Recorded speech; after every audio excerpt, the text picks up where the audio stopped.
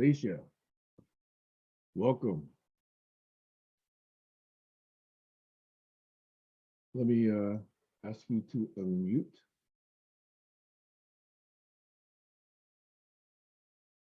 Because by default, people are muted when they enter the room. There we go. Am I unmuted now? Yes, I can hear you, definitely.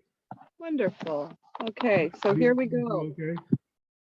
Oh, I'm getting better. Thank you for asking. That was last week. That was the past. We're not going to dwell on the past, right? No, we are not dwelling on the past. I was asking, is my audio coming through okay? Yes, it is. Cool. I'm going to see if I can turn you up a bit, but Well, I can do that. it sounds strong. Okay, how's this? I turned it up a little bit. Yeah, it's good. It's All right. good. Well, you're ahead of. I have to mute you now and then, but once I get settled back at home, I'm good. Okay. So is there any particular subject that you're wanting to speak about today? Well, you're the shiny new object. You are new here, so I'd like to get your perspective on a few things. Okay. Don't put me on the spot too much. No. But I am curious, since you were, I believe you viewed a couple of the past sessions, or at least one. Is that so? Am I understanding correctly? So if you did, I'd really be curious what you thought of them. Sam, hang on. Okay. Hey, hang on. I think I'm going to skip coffee. Let me turn around and go back up my driveway. You got time. You don't have to be exactly punctual. This is, as you wish. So you are quite early right now. Normally Barry is within 1 or 2 minutes of early. Barry is very punctual. So for people who are punctual, I like to make sure that they're not waiting very long, at least for me. Yeah, I'm going to stay home and have tea. That's what I'm going to do. Otherwise, I'm going to lose you 1,000 times between here and Elder Bay. Ah, okay, you're on the road, huh? Okay.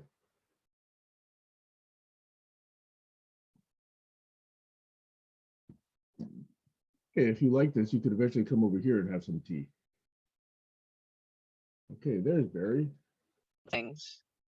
Care to give me a heads up? Yes, definitely. Anytime. Mr. Barry Court.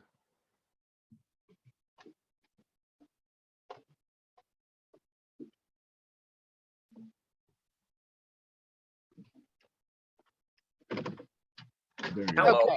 All right. Lost my mouse there for a minute. Couldn't find the. Hey, Barry. All the time. I want to introduce you to Stacia Scoggins, who, I don't know if you were there, but Stacia's attended 1 or 2 sessions from quite a while ago, I believe. Yeah, a couple years. And I sent Stacia a few weeks ago a couple of links to some of our recent sessions here on Sunday. And Stacia says, hey, I might be interested in joining. Barry, come back. Yeah. Well, and one of the things I wanted to say, Sam, is that I'm certainly open to open session. Mm-hmm. Yeah. But I am struggling to understand your focus. Okay. And let me tell you why. Okay. Basically, okay, there just seems to be a contradiction. On one hand, you're talking about, science and spirituality, which is kind of my gig. I like the science of miracles. Mm-hmm. But I know you. And I'm listening to a lot of the conversation, and it seems to so often be, sorry, I'm not totally focused this morning. It seems to totally be either or. Either you're on the side of science. I don't mean you specifically, but I mean people in general.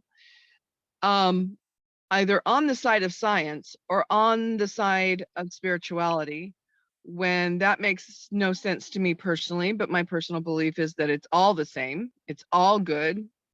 It's all in partnership with one to one. And yet, your banner on your Facebook page shows all the symbols for religion. So every time that I've joined in, it has been this conflict. And I only say conflict because you seem to want to debate or be proven the spiritual realm. Conflict with religion, conflict with spirituality. So define for me what your goal is. Okay. My goal is to, I mean, there's many things, but the first simple thing I'll say, and then I'll let Barry speak. My goal is to eliminate sloppy thinking and sloppy believing. I really want to understand and really drill through a number of things so that we can really see the basis of foundation and source, if you will, for truth, beliefs, systems of thought, frames of reference, models of the world and the universe, etc. That's what I want. So it's not spirituality or religion or science, in opposition. It's for whatever comes up. Do we just accept it? Do we just believe it? Do we just operate as though, it's just truth? Or can we really just drill through to it and really understand where it comes from and how it's basically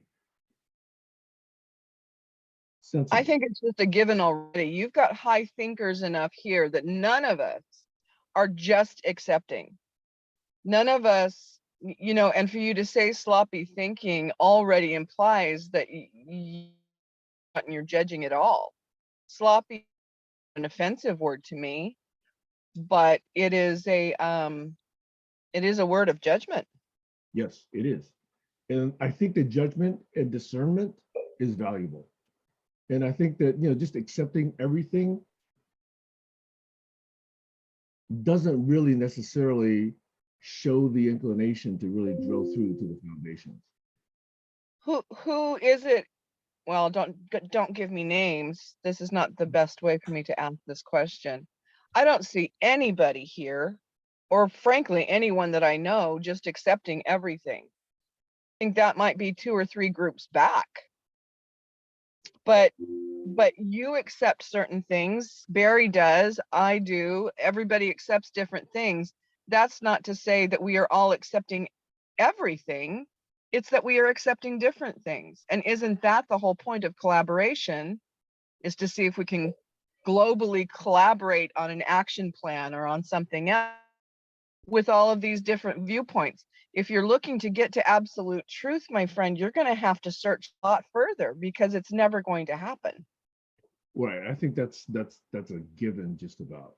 So That's what I thought too. So that's again why I'm still not real clear on what you're looking for here. see, I actually believe there's still a lot of sloppy thinking, especially in groups other than this one. Now, I'm not saying we're devoid of it here, but at least we're curious about it here. And Sure. I would say in other groups, that level of sloppiness is just accepted. And really, I am hoping to be able to live a state where, like you, I think I see a lot of thinking done well. But I would say even in the thousands of hours of GCC videos and past sessions, there's a lot of evidence of sloppy thinking. Probably I'm guilty of as much of it as anyone else. But here I'm trying to get with others to really understand where I can improve my own thinking. And there, in order to really do it, I need to be very open to candid feedback, like what you're giving me right now. So I'm leaning into all of that. And I welcome that. And I love that term lean in. I just, there are many times of listening. I've certainly listened to, or watched more YouTubes than I've been present with your group. But, and I like challenge, but I think that if you get stuck there, and there's always someone that seems to want to debate, and it's often you, my friend, what are we debating? What is the point of debate to get to a truth that can only be found within one's own experience? This is one point that I really do. By the way, Stacy's here and Barry's here, so I don't want to Oh, hi. monopolize my responses to your questions. There's Barry and Stacy, all have very rich thoughts to contribute as well. Yes. So let's say that, let me take my chance, but let me let Stacy and Barry meet you as well. Stacy, Barry, do you recall Stacia joined GCC at least once or twice a long time ago? Stacia, by the way, is a neighbor of mine. She lives probably just about a mile from me on Kamano Island. Yes, I do. Yes. And so I'm actually very, very interested in Stacy's level of interest in what we're talking about here. Because Stacy or Stacia, you're gonna have, yeah, we're Stacia. Okay, Stacia. Yeah. Especially here since we have another Stacy. Yes. Okay. So why don't I let you introduce yourself? I mean, I'll just introduce you as a neighbor who's been here, and then the rest is your introduction. Hi, Stacy. Hi, Barry. Hello. Hi. I Welcome. will be video shortly. I've just got stuff going on, but I will add my face shortly. Then you might remember me. Barry, I'm not sure that I've met you in the past. Stacy, I know I have met you. I am a neighbor of Sam's on Camano Island, and great conversation, and I have visited a couple of times. I exited for a few reasons. There seemed to be an awful lot of conflict and discussion of conflict rather than sharing openly and acceptance. And certainly appreciate the it felt very much a masculine environment for me. I prefer the balance, and sometimes the balance is just said with humor and respect. Just shut up and listen. Just, I mean, just accept what people are saying as their own truth. If you're trying to get to a singular truth, it will never be.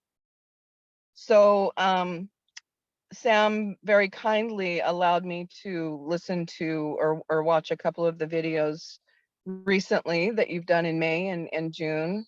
And I noticed that the tone seems to have changed a bit.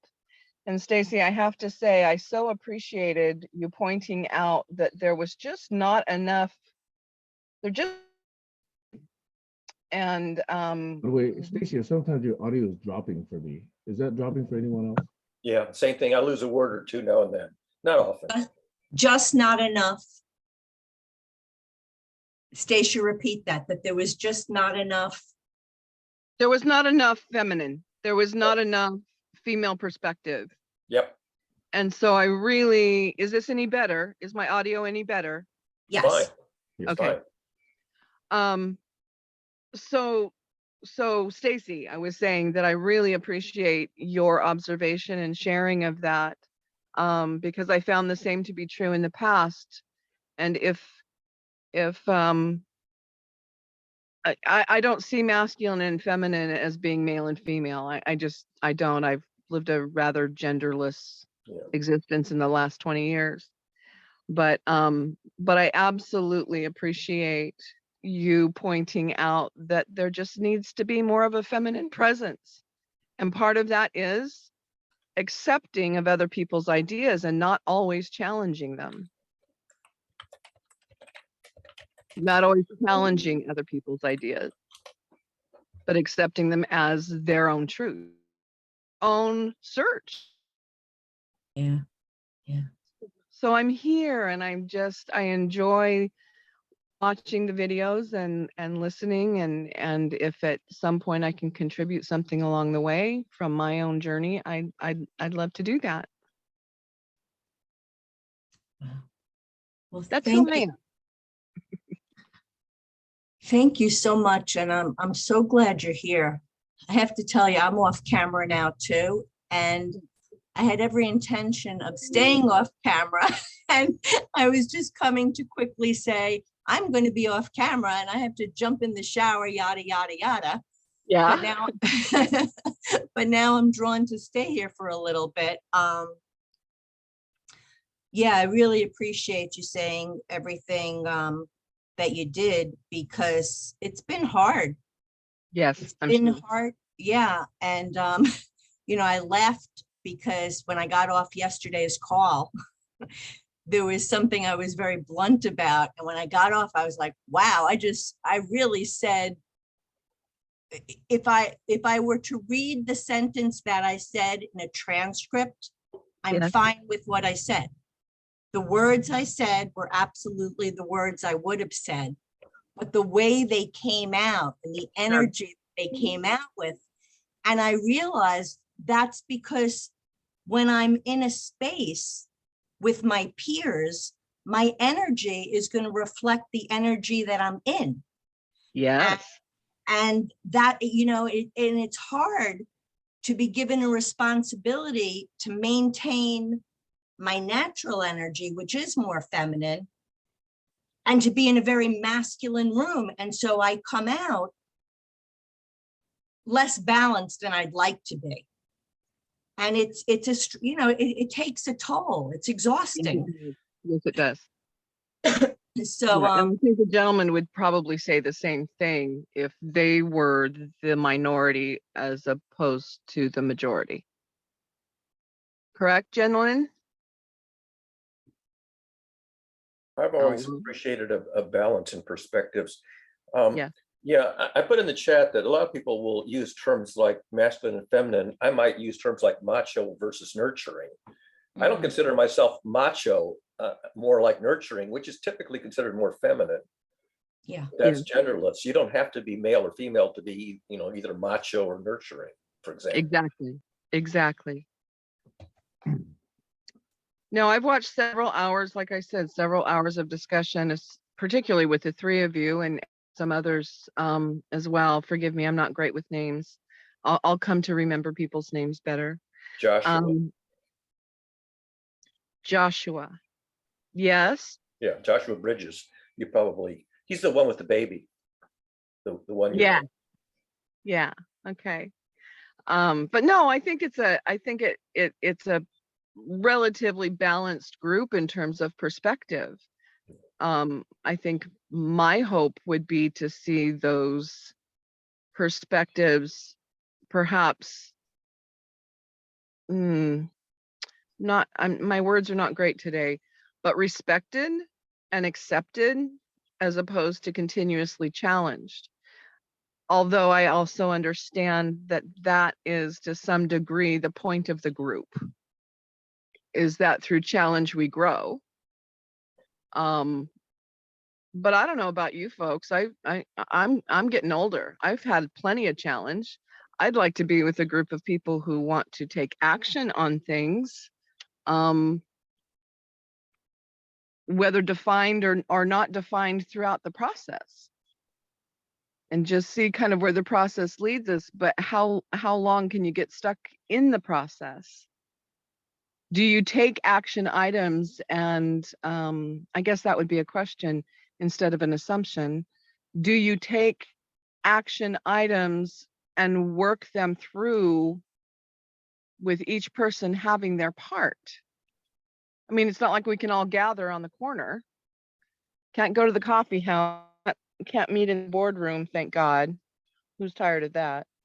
But do you ever do that? I guess as a group, do you ever take a subject or an action item and each person take their part to complete that action? Do you do that? Sam can give the best answer, I think. My response would be no, we haven't been doing that. There have been many attempts to do that, but those attempts have not actually been or have become successful or become habit. Now, part of the reason for kind of constituting this group on Sundays is hopefully we can make more agreements than we used to on Saturdays or the previous Sundays. So in the previous Saturdays and Sundays, taking action, writing things down, sharing group memory seemed almost anathema to some of the group. And that's why I really wanted to, reconstitute in this form where we can have focus, eventually make agreements, eventually share some group memory, eventually write things down, eventually actually offer to take action or, offer to receive action requests from others and to carry them forth and to carry them through. So I do believe that this group has the potential, but we're only about 2 months into this group, and we're still kind of, in a sense, forming it and defining it and really just getting a sense for it. So Sure. I like that, at least right now, we seem to be more focused. Before, Yeah. it used to be anybody could raise their hand and shoot off to a different topic, and then that train of thought gets left where it was.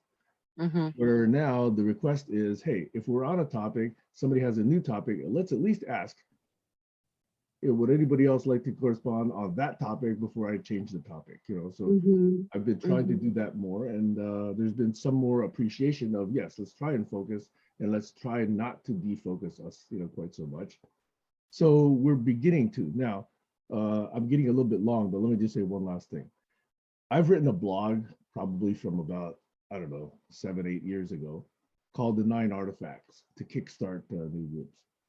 And so when I try to start new things, I identify about 9 things that I believe will be very helpful for new groups or new teams or new communities or whatever, okay?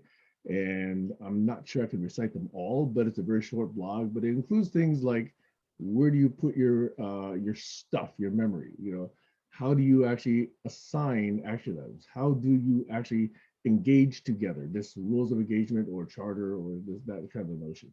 Where do you put a calendar so you can actually figure out what you're going to do next or what you've already done? So there's 9 of these. Where do you have your conversation space? By that, I don't mean this real time, but I mean like, written, offline, asynchronous conversation space. So there's a number of these things, of which I have 9 that I've been identifying. And believe me, in 5 years, I've tried to get even 2 or 3 of those started, and it's always met with some resistance. So that's why I decided to constitute it and not necessarily open it up to everyone, although I still strongly believe in transparency, at least until it is shown to be not quite as good. So all of these sessions are still open, they're still recorded, they're still shared widely, but I haven't really announced it widely because I want people who are drawn to this to participate rather than me trying to just get everybody to say, hey, we're doing this, I want people to sort of be attracted to it because of its different nature, because of the way we're setting it up. Okay, one last thing before I shut up again. About 2 or 3 weeks ago, we had, I believe it was Kayla and Glenn join. So I had a session where I actually tried to fairly concisely but thoroughly go through some of these new proposed guidelines for this particular group. I'm hoping that one of the links I sent you was one of those sessions, okay? If not, I'll try and send it to you again. But anyway, there is a session where we've gone through, and it's about an hour of very good conversation, in my opinion, okay? Of people saying, of me presenting some of these recommended guidelines and people reacting to it. So that's what I'll do right now to respond to your question about, are we doing action items? The short answer is no, but I hope to get there. Great. Stacey, Barry, your thoughts? Yeah, when you say the word action, I think of two distinct kinds of action. Number one is political action, where you're trying to change public policy. In that regard, I would agree with Sam, definitely not.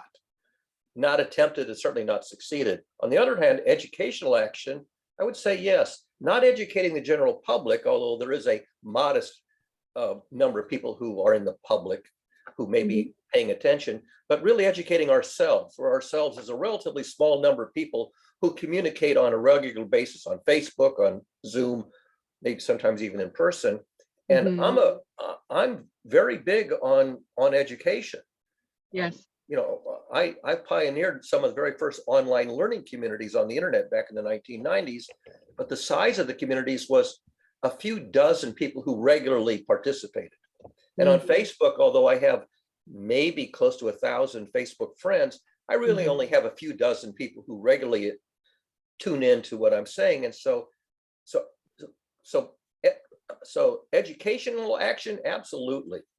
And we're all trying to learn together. And so learning together is not fighting together, debating together. It's trying to find common ground or common understanding where we can eliminate the misconceptions, figure out how to discard the misconceptions and how to construct the things that we not only agree on, but seem to be accurate beliefs, the testable, scientifically valid beliefs.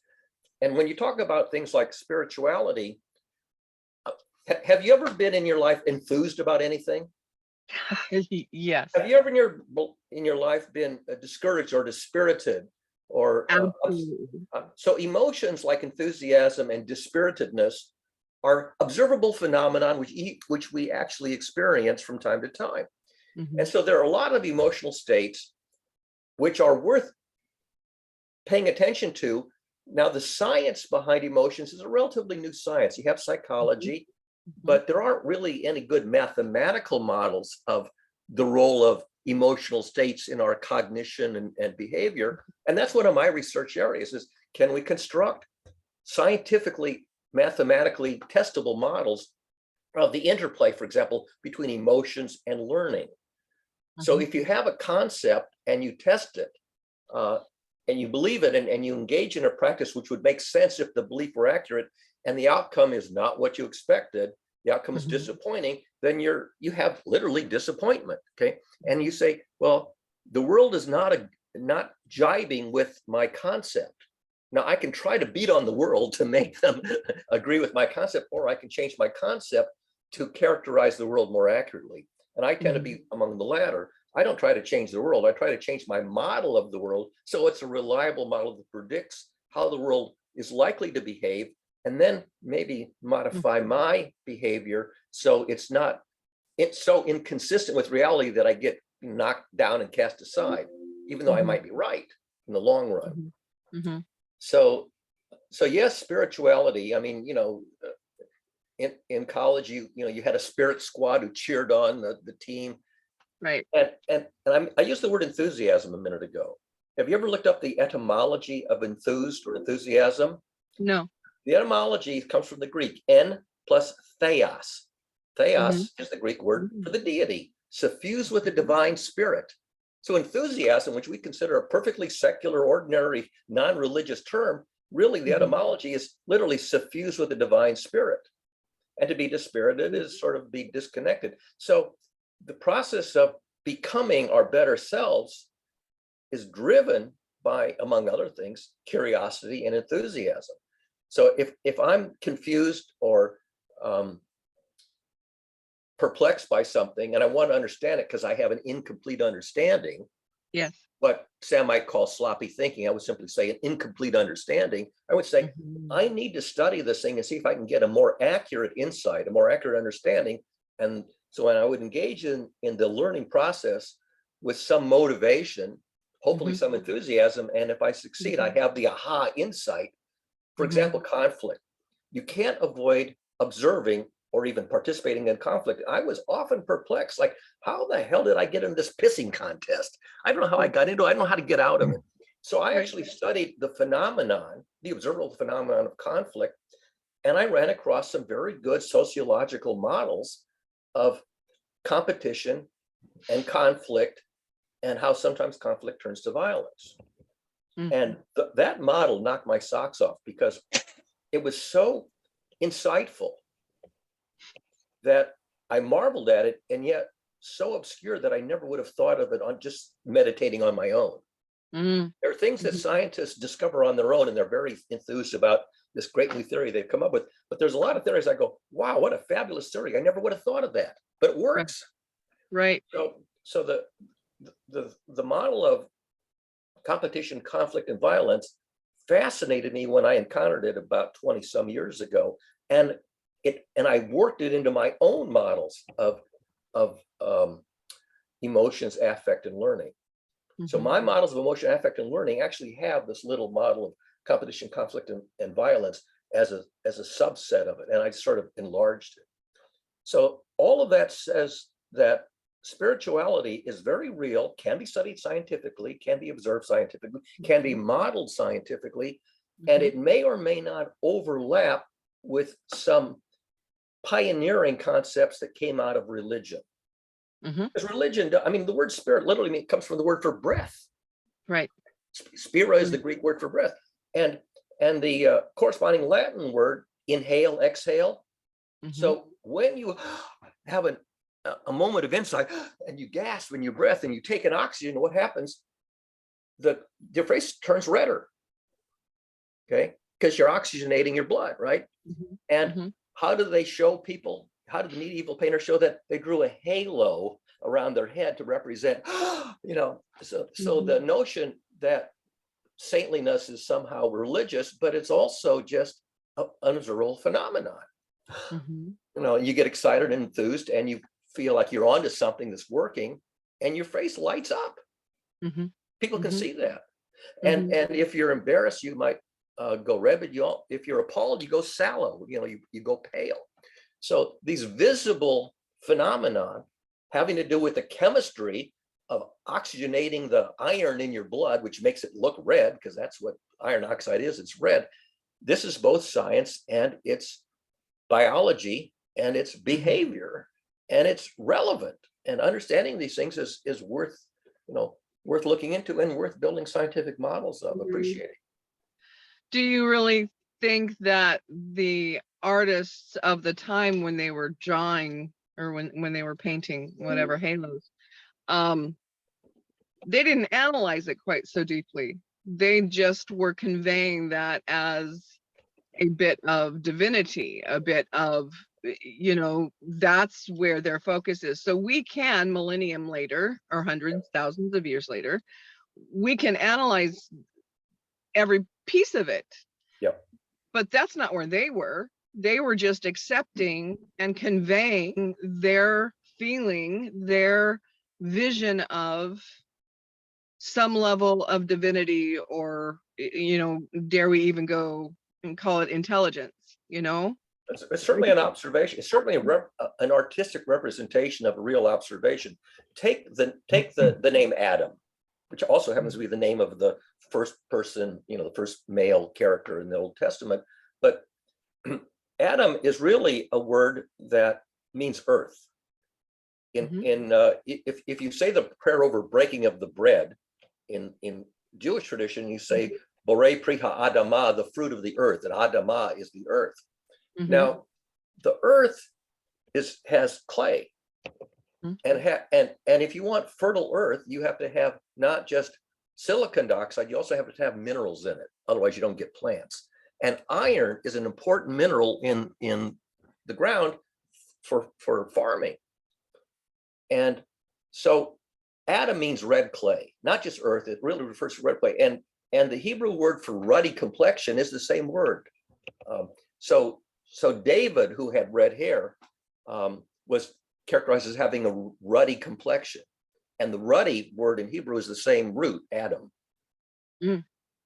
So you have these observations that sort of the red clay and, you know, the first man, and being able to blush, because in that same story they talk about they saw they were naked and they were ashamed and you're embarrassed. So all of this stuff goes, these are pioneering insights which are sustained with modern biology and chemistry. And it's very interesting how they represented these things without having any science, just represented them artistically or in vocabulary terms, just like enthusiasm. So I find lots of these things, I say, they were on the right track. They weren't there yet, but they weren't wrong either. Mhm. And I find lots of pioneering references, even chaos theory. I can point out that chaos theory is introduced in the Old Testament in a way that's really consistent with modern mathematics and chaos theory. And Mhm. it just knocks my socks off to find these connections. So I don't discard religion. I think of it as there were pioneers of science who were doing what Sam would call sloppy science. Mhm. They were crude, but they were on the right track. And Absolutely. sorry. As are we in our society now. Yeah. You Yeah. know, I mean, quite Yeah. unbalanced, although we're seeking it. Yeah. Um, So- Off track, absolutely. You know, we've got a lot of work to do. Yeah. Time, we're getting there. Yes. We're I becoming. find myself highly impatient. But I'm working on that. And really one of the ways that I got myself through some pretty challenging experiences with that is really apply to look more within myself for patience, for acceptance, and for more of the divine feminine within myself. Yeah. So but it's a challenge, you know. It's a Absolutely. challenge, and all you have to do, I don't even read the paper right now. I've had a year of some very significant heart issues and so on. So I've stepped back even further in a way from society. But we can all see how out of balance we are. What I appreciate about this group, and a couple of others that I am with, is that the intention to grow, the intention to share, the intention to clarify for oneself, and isn't that the best way to go? Clarify for oneself, because if you're trying to clarify other people's thinking, other people's enthusiasm, other people's spirit walk, to some degree, you've already lost the battle. I think it's great when we can share and learn from one another. But if your intention is to constantly impart your own knowledge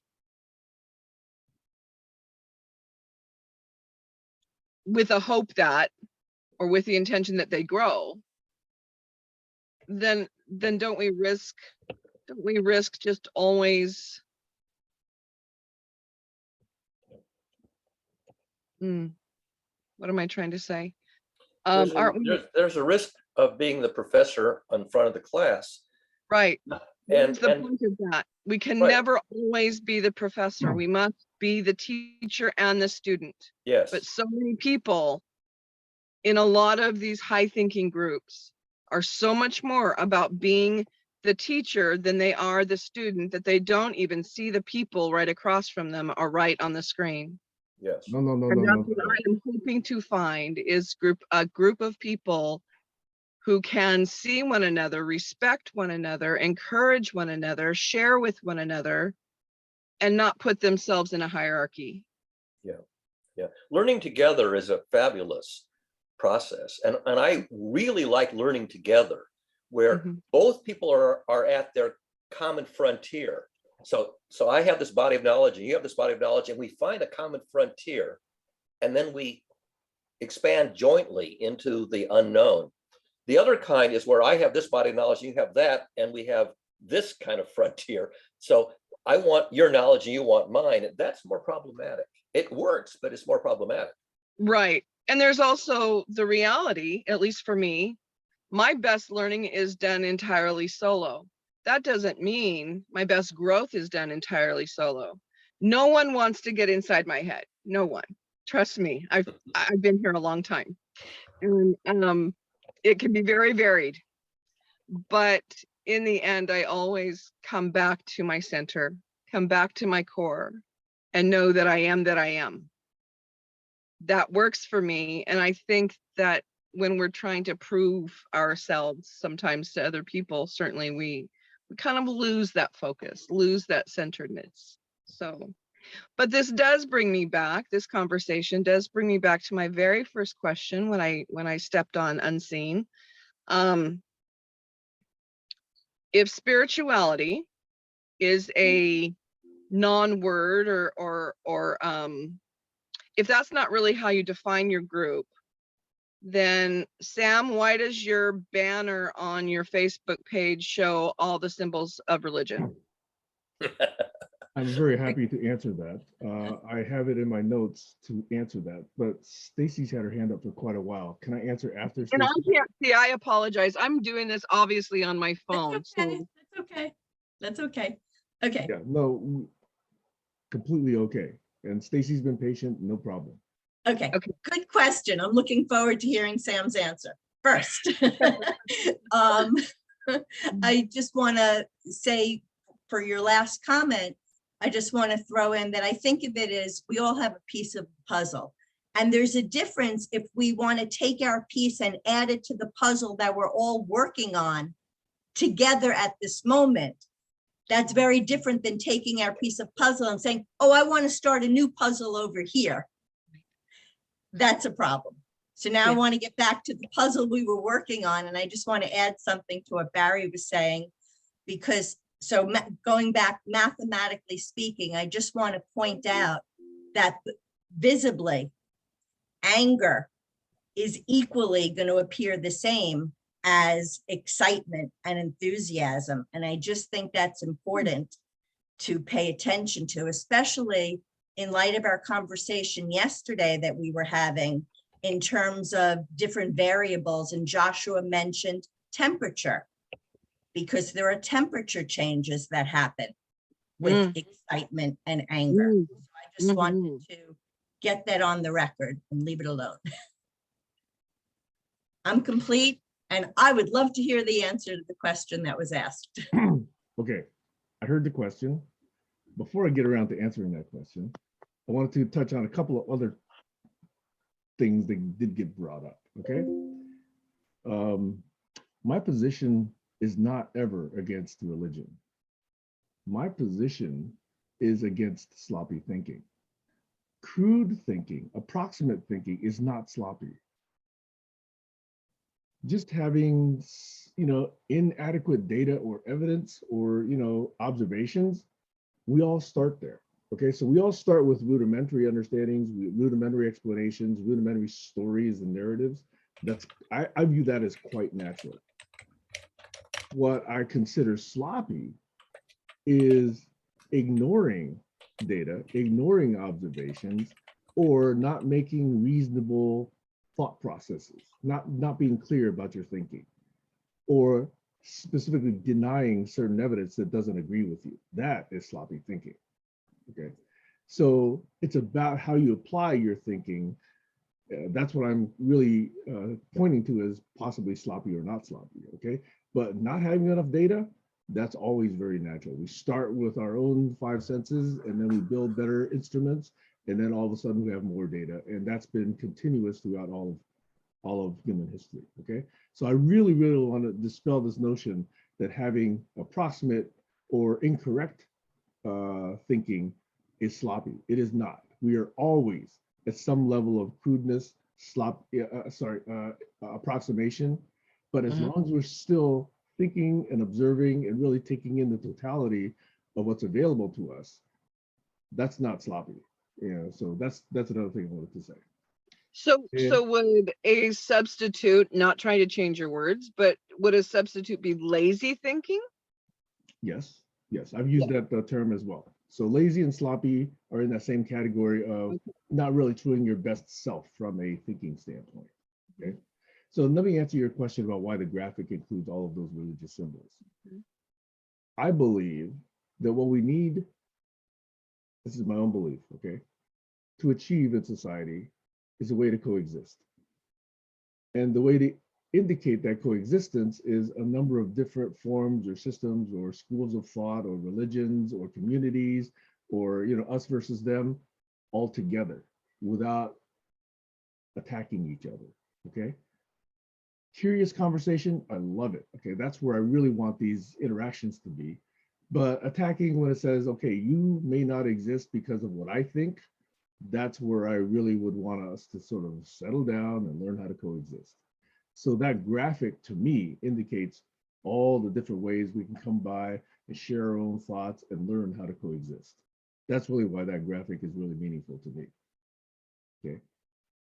And yet so many of your posts are anti-Christian, are very, yes. okay. Because I want to point out that in my opinion, again, my opinion, hypocrisy is one of the ultimate forms of sloppy thinking. Mhm. So if I look at Christian teachings and Christian so-called behavior, and I see this disconnect, I'm definitely going to lean in there. I'm going to start by asking questions, and if I can't get any answers, I'll still point out where these behaviors, these teachings are not really being embraced, being applied.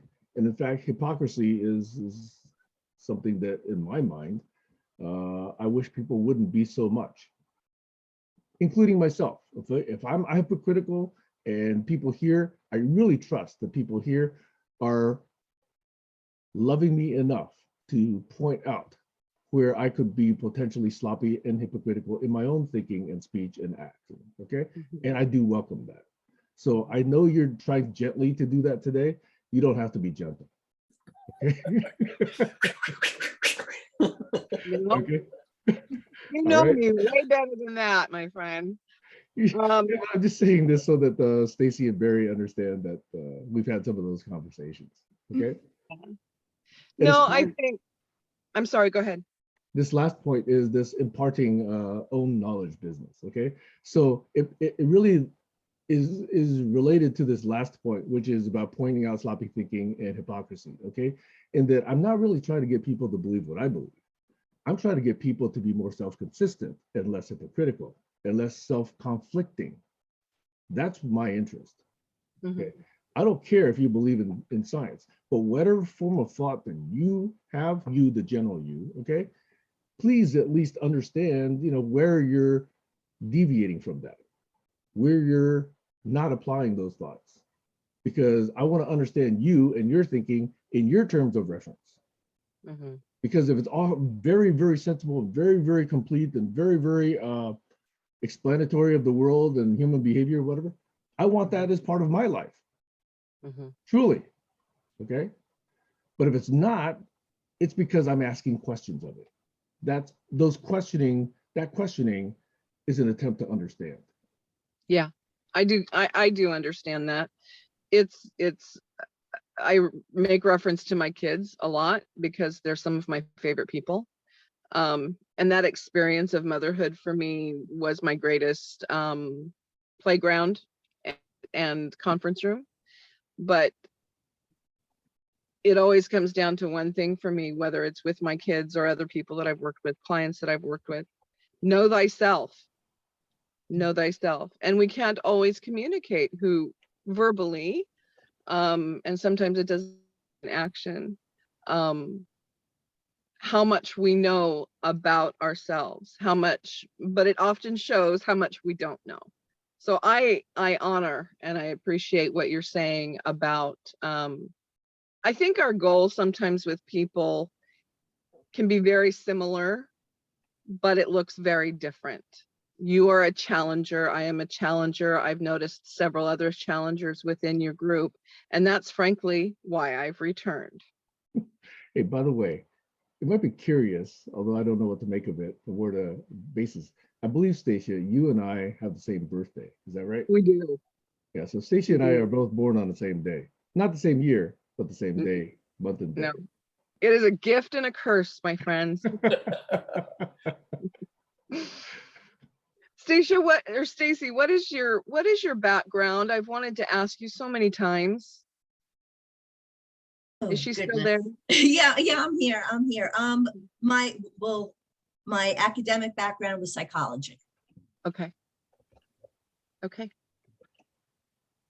It shows wisely. Thank you.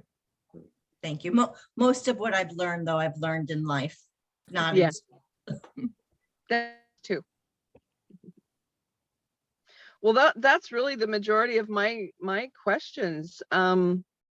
and I want to, you don't need me to say this, Stacy, but I'm going to as a sister. It's not always what we say, it's how we say it, right? Nobody's foolproof on that. I will go back and listen to yesterday's recording. I'll go watch that when we're done here and see what you might be referring to. But if you're going to apologize for the way you say things, and I've watched you enough to know that you are a highly intelligent feeling woman, that's going to put me on guard. So if you're going to apologize, I'm going to worry about to apologize or explain.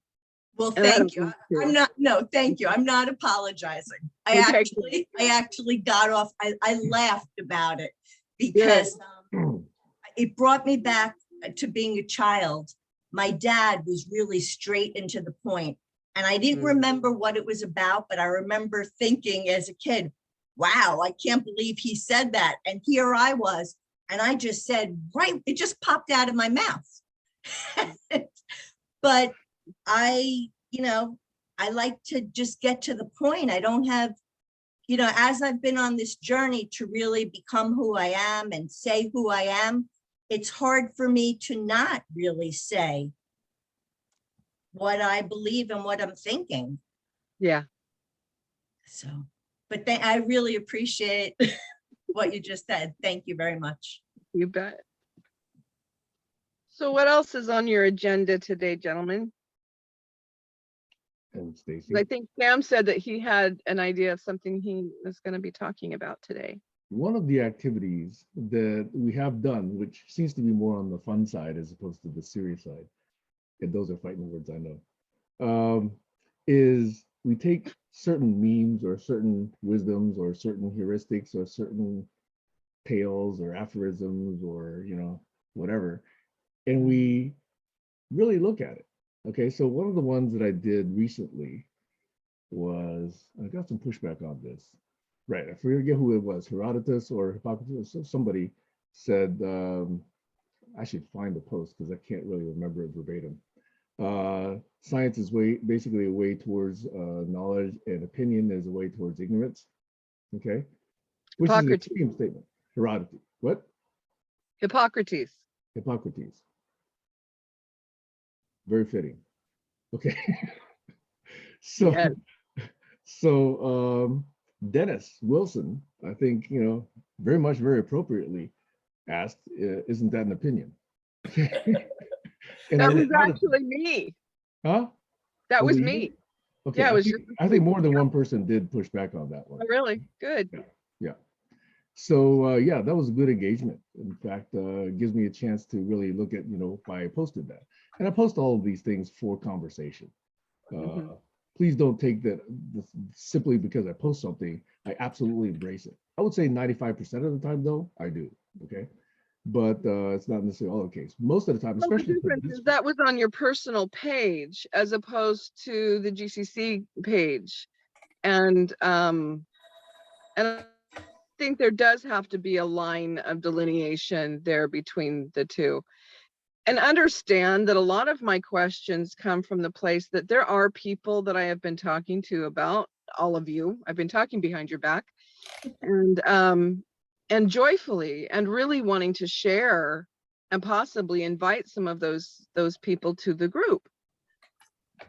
But I don't even myself fully know, I have not known really how to describe you. So that's where a lot of my questions come from. As Sam and I have known each other well enough, talked enough, that I get him, I get you. But a lot of my questions are for me to understand and be able to convey that verbally.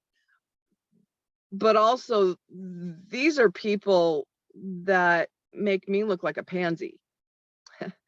And that's not always easy to have too many of those people in your life that challenge too much. I would say too much. But they're going to come in excited and open, and they're going to want some of these questions kind of answered of time a little bit, or at least these things more defined. So that was actually the question about the banner on the Facebook page is one that came to me. So is this a group of, is it an interspiritual group? Is this a, yeah, so that's where those questions were coming from. And then I did share that post that you said was from Hippocrates. And that was that much more confusing. So anyway, I feel like I'm sidetracking everything, but yeah. So may I respond to that? Mm-hmm. See, again, it may be redundant, but to me, the juxtaposition of science and religion, or science and theocracy, theology, Theology, yeah. is unnecessary, because I do believe that each is trying to explain the world, the universe, people, at the best way they know how at the time of its prominence, okay? So from the time that people started, asking questions, they needed stories to explain things for it. And hence gods, hence multiple gods, hence stories and narratives. And so I responded to Dennis Wilson, who was one of the people who did push back on that. And the way I responded was the following. I believe that curiosity to stories, to religion, to science is an evolution. It's not an either or.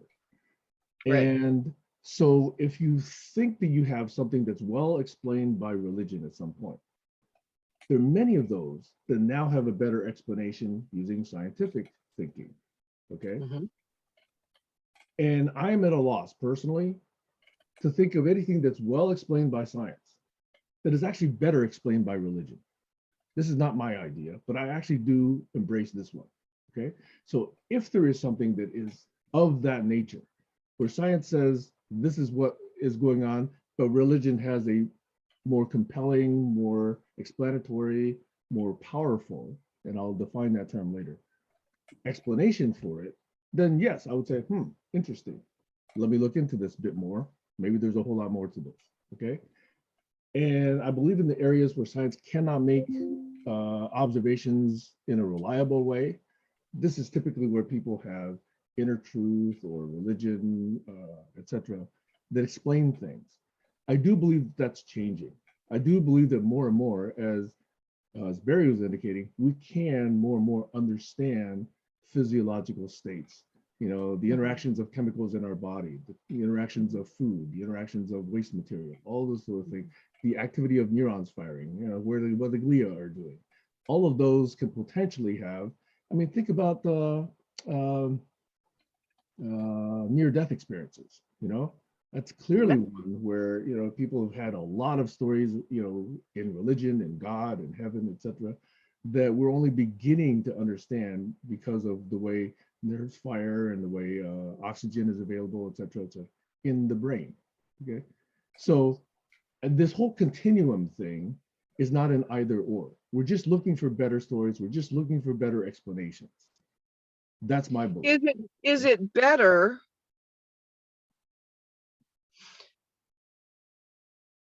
Does something better because it can be understood through the thinking, as opposed to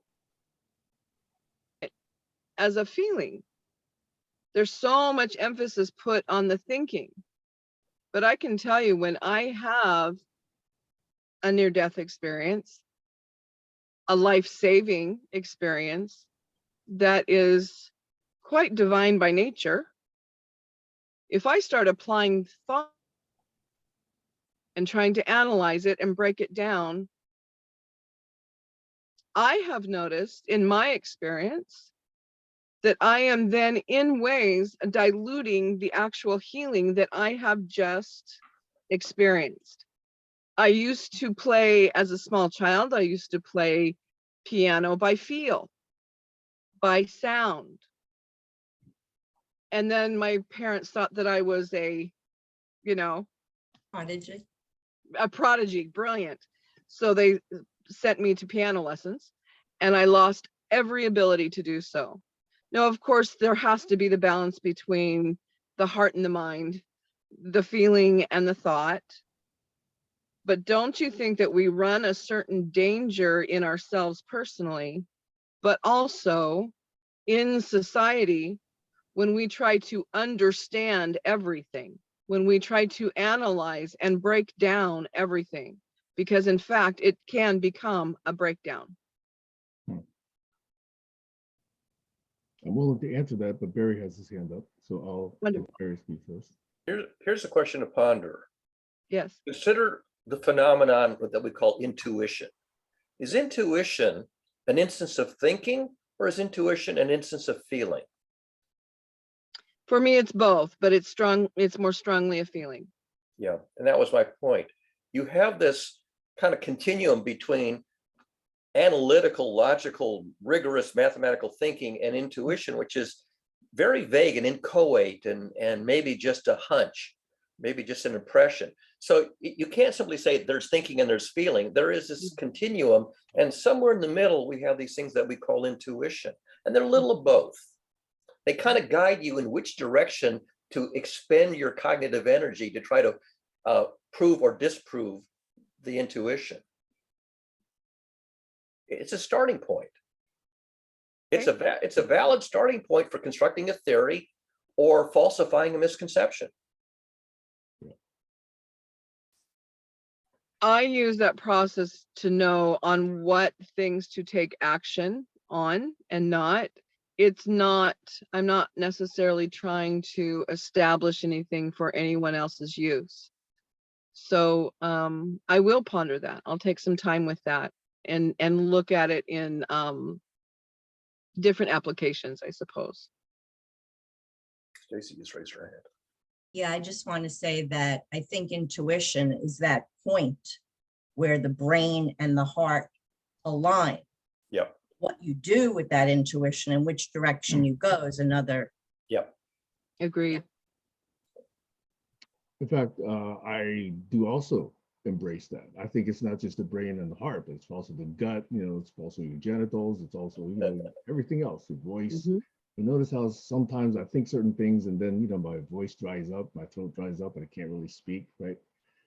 There's been moments where that's been very clear. So I think if you use the word chakra, it's where all these chakras line up, and a lot of that can be indicated. So I, by no means, devaluate or invalidate any of that. I'm just curious because I don't understand how it works yet. Mhm. That's very, very different, very far from denial. Okay. Mhm. Oh, sure.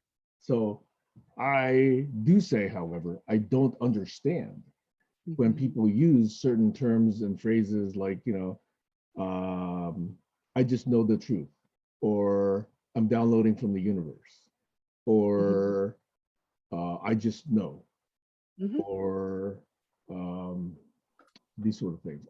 I don't understand But it. it's something That's that not you denial. It's just not understanding. I understand that. I understand.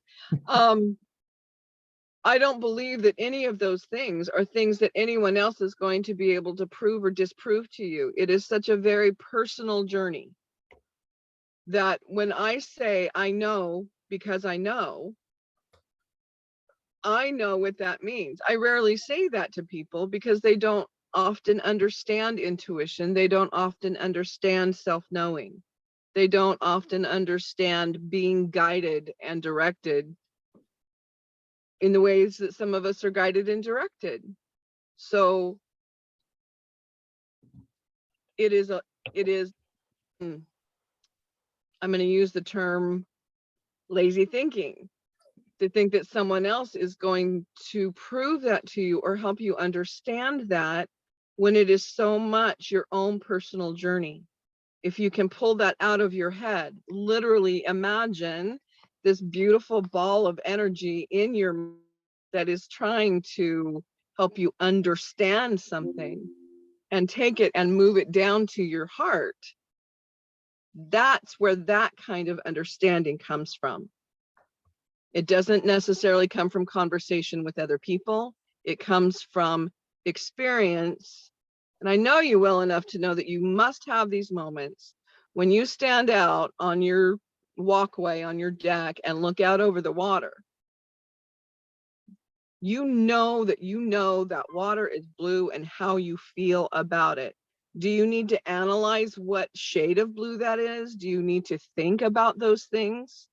Or do you just allow yourself to feel it? And isn't that the uplifting and verifying, validating experience that you need in that moment? Is that, am I Yeah, conveying that right? I have no disagreement with that. I have zero disagreement with it. In fact, it all makes sense to me. I still believe, however, that there's a part of what I'm representing that feels difficult to convey, or at least I don't get the sense that it's landing, okay? And perhaps it's this. Some of you, probably most of you know that I have a math degree. That doesn't mean I'm a professional mathematician, but there's some amount of thinking in my own way of approaching the world that asks certain questions because math has taught me to ask those questions, such as, what happens if this goes to infinity? What happens if this is just one? What happens if this is zero? What happens orthogonally to this? Is it an independent relationship? Those kind of questions, to me, allow me to project the what if of the infinity question or the what if of the zero question. And by doing that and sort of seeing patterns, throughout decades, I don't necessarily explicitly ask those every single time I encounter a situation because I've seen those patterns before. Now, can that be called intuition? Perhaps. Can that be a thought? Yes. Can that be a feeling? Maybe, because I'm just comfortable in it and I'm projecting, past experience with those patterns. Maybe, I don't know. Okay. What if it's a faith? Yeah, well, there is a step of faith that says maybe this pattern applies. And if I just leave it there, perhaps you could call it faith. But if I say, okay, let me go verify, that I'm not stopping at the faith stage.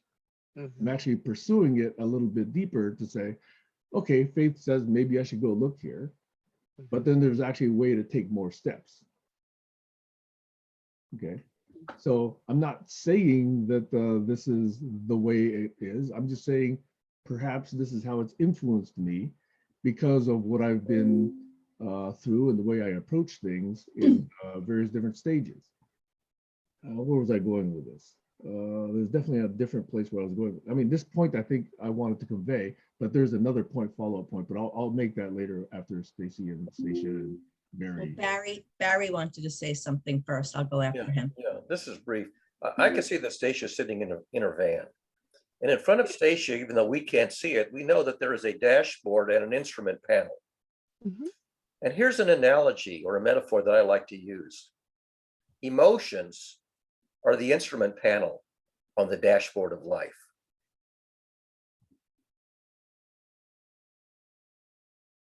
Yes.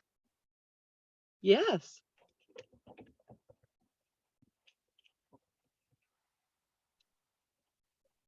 Now, when you look at your dashboard, your instrument panel may be signaling something that you don't really know how to interpret or decode.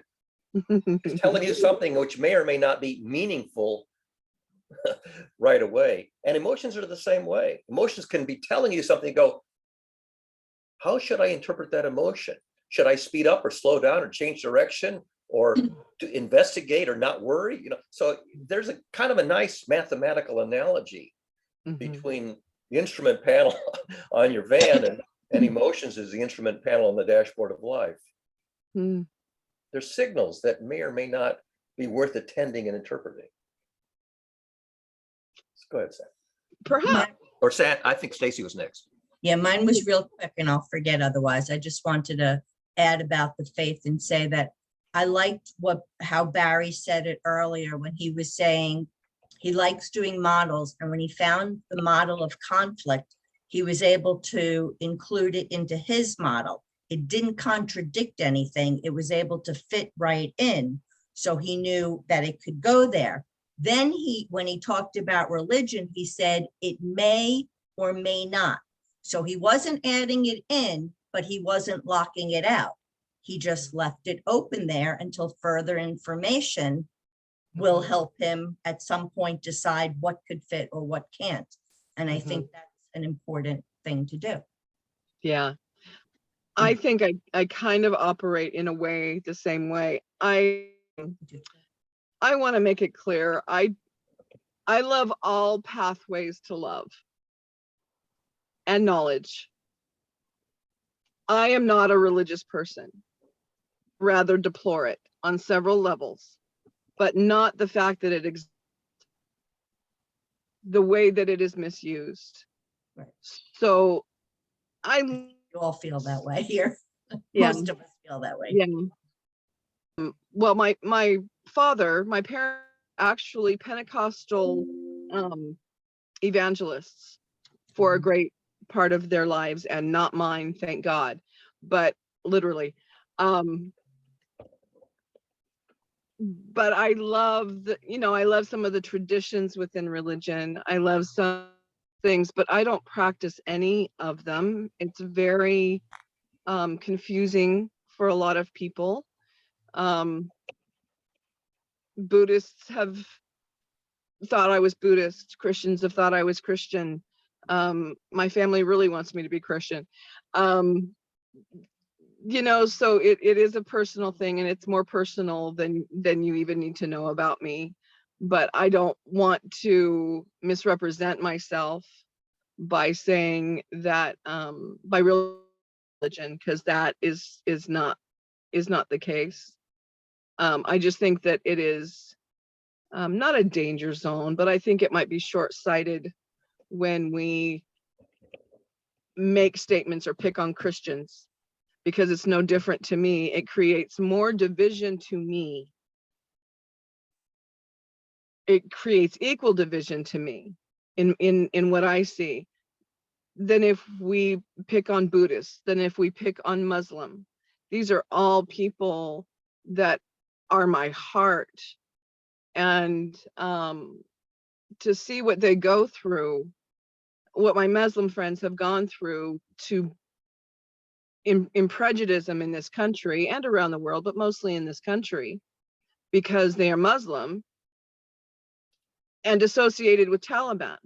So whether it's Christian or Buddhist or Muslim or Hindu or anything, it is the radicals within those groups that the, forgive me, ignorant, I feel, are using as a basis to judge other people. So that's why I'm careful. That's why I'm picking on Sam about picking on the Christians. I'm with you there. I really agree with you on that.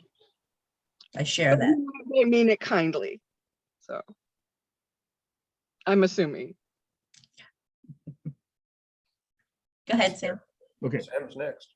so I will ingest this very deeply and probably even have some one-on-ones with some of you. But let me also touch on a few other points that I've heard. If this metaphor of an instrument panel as basically a dashboard for life is interesting, what those instrument panels are is a set of gauges that tell you things and then really compel you to action. For example, if your oil light is blinking, you probably want to go get your oil changed. If you're too close to the car in front of you, probably want to slow down. Okay, so there's a number of things that are appropriate actions for some of the instruments that are there. And in that model, I very much embrace this metaphor. If emotions are indicators for us to actually figure out how should I be or how should I act next, okay, I understand that quite well, not quite satisfactorily, but I have no issue with it, is what I'm trying to say. Okay, let me also bring a different notion to this, because I think there's, in my opinion, a different way we want to behave with two different groups of emotions. Okay, and this is a very rough approximation. There's what we call the negative emotions. Forget the stuff that I know we're going to say about yin yang and shadow, but there's negative emotions and there's positive emotions. Negative emotions like sadness, unhappiness, guilt, whatever. Okay, we don't like sitting in it very long. Okay, we may feel like we have to at some point, but you know, it's not really bringing joy or happiness or that enthusiasm that Barry was talking about. And then there's a bunch of things called happiness or joy or ecstasy or orgasmic, whatever. There's things that we don't mind sitting in for quite a while. You know, in fact, we seek it. We don't want to get rid of it. We're sad when it goes away. Okay. So to me, it's interesting that there's both ends of this thing that we call emotion. So it could be said that life, in some respects, is a way to achieve these quote unquote positive states, these positive emotions, these positive ways of being, and avoiding these negative ones. Okay. Yet again, acknowledgement meant to, you know, shadow work and etc. Okay. So to me, if I get an indicator in my emotions, some of the action could be, okay, I don't want to get rid of this one. This one's good. I want to stay there. Okay. I want to sit here, you know, and still hold hands, and I want to still, you know, be looking out over the water, and I still want to stay here till sun up, you know. Those are the kind of ways I want to stay in that state. So I think this this metaphor is actually not a bad one. It's a way to say, how do we want to behave? How do we want to? So to me, though, it's still information. And what we make of that information is how we live. The point is the living. The point is not the dwelling in the emotion, in my mind, in my being. Okay. So anyway, I think that's what I wanted to say about that. It's that these are indicators, they're completely valid indicators, and emotional intelligence, you know, from what I know about it, and I'm not expert in emotional intelligence, is how do you use it to live life the best you know how, or the best you have been taught, or to experience, or you could figure out. It's not that, oh, all emotions, you know, should be able to just sit with me deeply and derail me and, you know, make me sit on the toilet for, you know, 7 hours while I try and get over something, you know. That to me is a way of kind of not living life to the best you could potentially. Okay. Now, proper acknowledgement given to, you know, really extreme situations like, you know, death of a loved person, you know, obviously it takes time to get through. But the point is not that I'm not trying to devalidate or invalidate emotion. I'm trying to acknowledge it as valuable to life and a way for us to figure out how to live life. That's, I guess, what I wanted to say. Over. I think it's a wave. I think everything happens in a wave. I think what's easiest to do is to observe the broad span of the pendulum. Good emotion, bad emotion, it's all just emotion. And you have to know yourself well enough to know when you're stuck in a certain emotional state and you're wallowing in it, whether it be up or down. So you have to have the emotional intelligence, I believe, to wave it on through. It's a flow, it's a wave, it's a river, it's all of those, you know, all of those words that we use to describe emotional intelligence. But I think that that also can apply to a scientific understanding of things too. It's not direct, it's not linear. That's my way of making it through broad emotional work that I have to do for other people, and that I've recently gotten to do quite a bit of for myself. So, damn that stupid pendulum. Yeah, no, just kidding. Every so often it does come back to center. Quite often, actually. I'll give you another mathematical relationship that you might not have thought of. You know, on your dashboard is a speedometer, which tells you how fast you're going. Mhm. Now, one of the things about speed is that if you're going at a constant speed in a smooth trajectory, you actually can't feel the speed. If you're in an airplane, you know it's going at some speed. You have no idea what speed it's going at. So speed is something that you have to be told what your speed is, because you can't, unless you can sort of guesstimate it by watching the, you know, the telephone poles go by. On the other hand, your dashboard doesn't have a reading for your acceleration. if you're speeding up or slowing down or turning around a corner, your body actually feels acceleration. So you have this curious phenomenon that you can viscerally feel acceleration, but you can't feel speed. And yet they're intimately mathematically related. Except if you attend to your acceleration, you can compute your speed. And if you can, and your body detects changes in speed. So the notion that some things you feel and some things you have to measure with an instrument, and yet they can be mathematically related so that you can use one to estimate the other. So that's a little bit like thinking and learning. Learning is sort of like speed. It's a rate of gaining knowledge. So you can say, okay, today I learned something I didn't know yesterday. You can say I learned so many units of some subject on a day-to-day basis. When your learning speeds up or slows down, it changes direction, you have a sort of visceral sense of that. That's more like a feeling. And so this notion that speed and acceleration are related by something that you have to take, something like the calculus, to really understand. Learning and emotions have a very similar relationship. They're like speed and acceleration. You can feel the emotion, and you can tell if your learning is speeding up or slowing down or changing direction. And so borrowing the mathematics from ordinary motion allows you to gain some insight into the relationship between learning and emotions. They have a common mathematical interplay. Now, maybe Sam's father would find that fascinating, because Sam's father is a mathematician. Maybe he once ever taught calculus, I don't know. But did he ever think that you can use the calculus to form a mathematical relationship between learning and emotions? That's not obvious. Yet it's apparently the case. Sam. That's interesting. It's not obvious. To me, it's been a lifetime process. Yes. You've been living it. We've all been living it. Yeah. I mean, my intelligence is not, I'm a medical intuitive. I'm an emotional intuitive. My intelligence is emotional intelligence. It is not, I honor those who thrive in those areas in life. That is not my reality. So, is it Josh who tastes color? Joel. Is he? Yes, When- Joel. Joel is into synesthesia. Joel. Yes, Joel. Okay. Joel Paris. So he and I have many similar viewpoints Yeah. of life and many similar things that we experience. Yeah.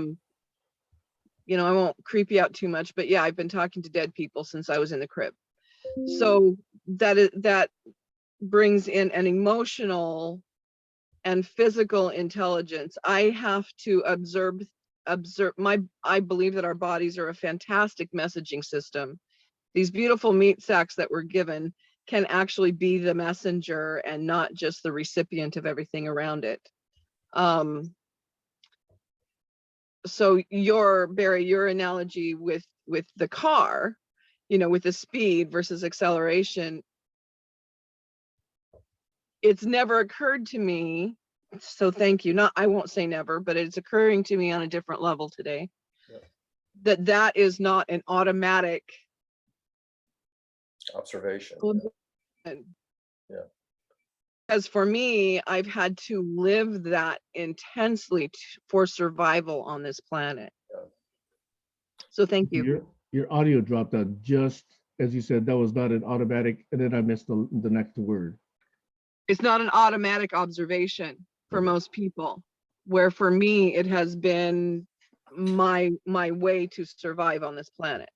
Yeah. For me, it's a very fundamental observation. I came to that observation in 1985, and it changed my career. I spent the next 15 or 20 years developing scientific models based on that observation relationship of emotions to learning as it is an analogy, or the analogy is the relationship of acceleration to speed. Meaning that everything that I know about mathematics, I could simply borrow that thinking and reinterpreted in the context of emotions and learning. And it turns out that nobody else had done that before. That was a novel observation at the time. I didn't realize it was novel. I thought I just wasn't paying attention in Psych 101. It's not in Psych 101. It wasn't then. And I don't think it still is. I think it belongs in Psych 101. It's useful. Some things just can't be taught, can they? Some Well, they things have can't to be be taught if distributed. they haven't been thought of to put into the curriculum. Right. I think that's worth putting in the curriculum. I think it's useful. Yeah. And Sam's Hey. father might agree. Maybe, maybe not. My father was actually not very social. And so my mom is actually the outgoing, very social person. My dad is very much an introvert, but very much a mathematician. Yeah. We can have that conversation at some other point. That might be the bridge that connects the two. The Mhm. mathematical bridge that connects They're the so two. different. Okay, that's why I'm so screwed up. Okay, all right. Hey, Barry, your point about these emotions, I'm trying to figure out how to connect it with this next thought, because we've been talking about good and bad emotions, positive and negative emotions, and we haven't even touched on yin and yang yet, but I'm about to do so right now, which is sometimes, and you've all heard me tell the story of the horse that ran away, right? So because of the horse that ran away and each of the successive days showing you how you can overreact on each direction, I Near may term and long appear, term. sorry, Barry, I didn't get that. Near term consequences versus long term consequences. Right. So to some, I may appear non-emotional, non-empathic, non-feeling, but I'm really trying to just understand this longer term issue of, do you really want to go out and, exude this goodness, exude this badness, or do you just want to understand that things happen and you really try and live life to the best of your ability on each given day, and you can appreciate what's going on, you can feel sorry for other things that happen, but understanding the way cycles happen, the way things come and go, is a way for me to attenuate my own extremes of behavior on that. Now, Mhm. maybe that's good, maybe that's bad, I don't know. I'm willing to lean into that more with anyone who wants to do that with me. For example, my daughter had her 19th birthday. I had at least 3 separate occasions, with her friends, with me, with her mom, my ex-wife, etc., to have different events celebrating her 19th birthday. I could have kept that going for another couple of weeks. So I'm saying that's a way I could live life. On the other hand, I had work to do. I hate to say that. Okay, so I couldn't necessarily every day for that week, drive to another event and participate in another event, birthday celebration event. That's kind of a bad example. Yeah, I'm using the word bad there. Yeah, non-optimal example. What am I trying to say? I'm just basically trying to say that when I understand some people view me as non-emotional, non-empathic, perhaps even non-caring at times, to me that's unfortunate, because I do see all of these changes in cycles and behavior, and I'm just trying to do the best I can throughout it, while being the best friend I can, the best dad I can be, the best, conversationalist I can be, without going to exhibiting extremes. Because I know that it can always be shown to be inappropriate, and maybe that's one of my triggers. That maybe that's one of my hangups that you can help me with. But that's part of me that I think is operating over. All right, so let's take the situation that you described, that your dad is really good at math, and I don't know if to say social anxiety is the right term, but he's not comfortable in a social setting. He's much more comfortable intellectual mathematical setting. Your mom's the opposite. She doesn't have any social anxiety. She's very competent and confident in a social setting. And if your mom had to do math, she probably would feel, not prepared. So if you think about anxiety as a negative valence emotion, and most people do, and confidence is a positive valence opposite emotion on this axis from anxiety to confidence, you say, what's the role of anxiety? Well, if I have to perform and I'm not prepared, I'm going to have anxiety because I'm worried that I don't know what I'm doing. I'm going to fail and fall flat on my face. And how do you get out of anxiety? You study, you practice, you learn. And the more you study, practice, and learn, the more you gain confidence that you know what you're doing and you're going to perform. So this notion that that negative valence emotions are bad, they are the precursor to a possible learning journey. Agreed. And so your father might at some point in his life say, I would like to learn to have more social confidence and less social anxiety. Well, maybe he thought that's too much work. He's just going to let his wife, handle it for him. So you have one person who's got social confidence and maybe math anxiety, and the other one has math confidence and maybe social anxiety, and together they're a team. Each one has a role to play, and the wife takes care of the social stuff, and the husband takes care of the math stuff. But nonetheless, there are people who make the journey.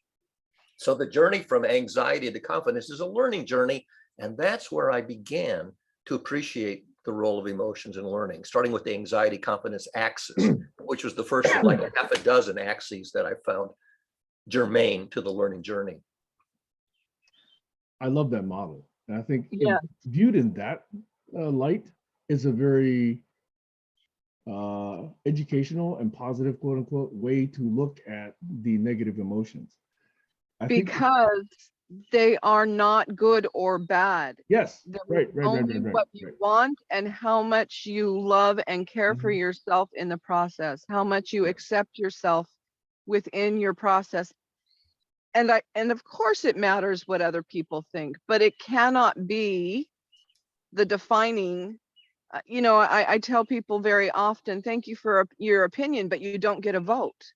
This is my personal journey. These are my personal decisions to make. So neither is good nor bad. It is only what you want and how you accept yourself through the execution of attaining what you want. Is that fair? It is. Although in my observation, I don't think everyone has this particular response to anxiety. Certainly not. Right. Let's hope that more people start to. Maybe they can love themselves more, therefore love other people more. Accept themselves more, therefore accept other people more. That's where unity, that's where collaboration happens. Yeah.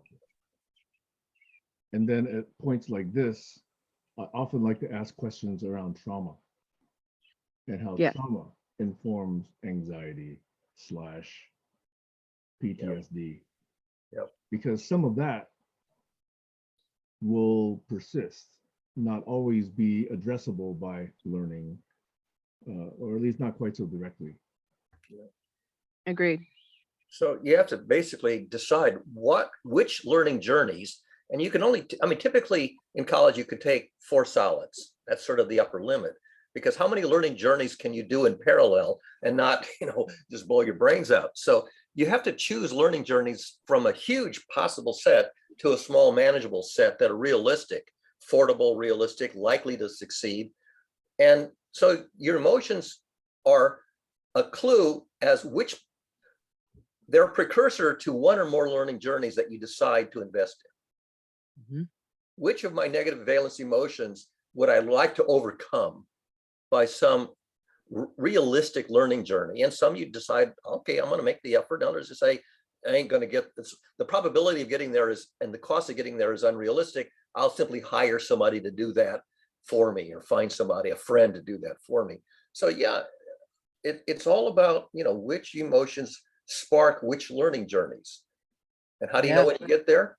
Because the negative valence emotion is supplanted by the equal and opposite one on the other side of the axis. Yes. Confusion to insight, for example.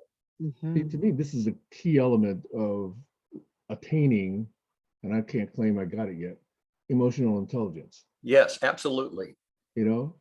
And not everybody can understand that, oh, for me to address my anxiety, I can go and learn about this area that gives me anxiety and get more confident in it.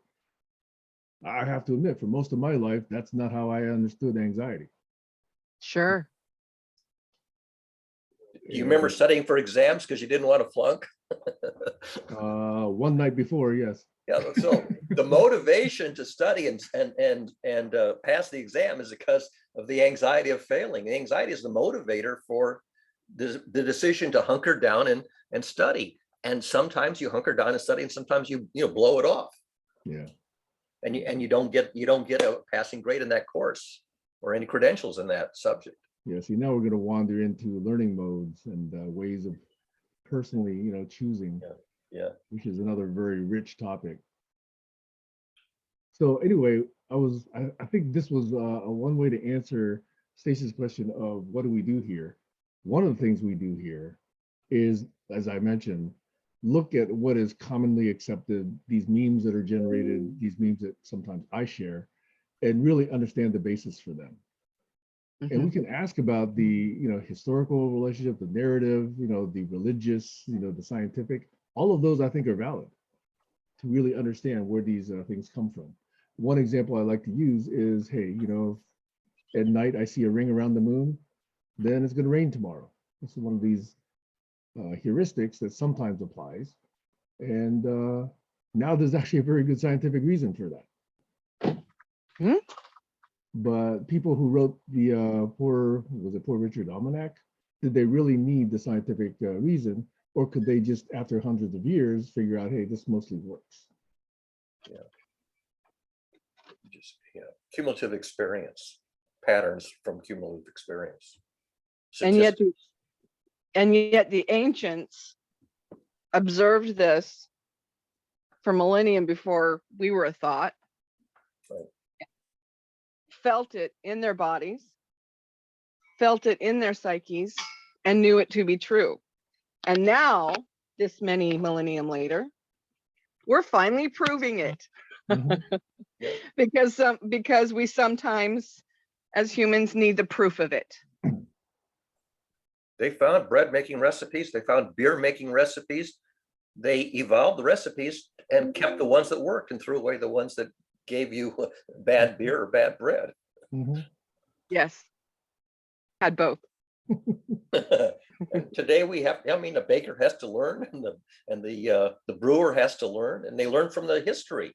They don't start from fresh. They go back and say, why are these recipes being handed down, for many generations? Because they work.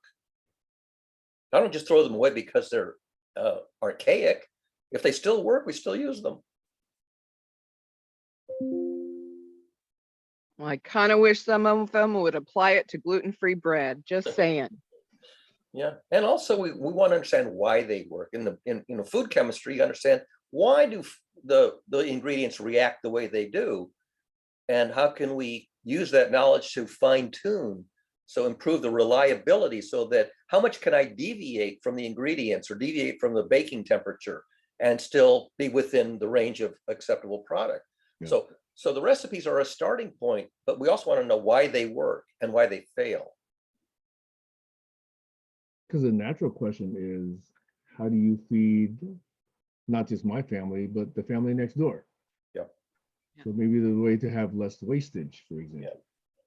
How to scale the recipe to a larger number of people without screwing. If you double a recipe, it doesn't always come out the same, because the surface to volume ratio is different, and that may be a factor in how everything combines, especially in cooking. Yeah. So you appreciate all these details, Yeah. which are partly handed down and partly worked out from the food chemistry and the mathematics. So the thing that I like to do, I share things from time to time, specifically so we can actually just dig into some of these memes and really understand them. Okay.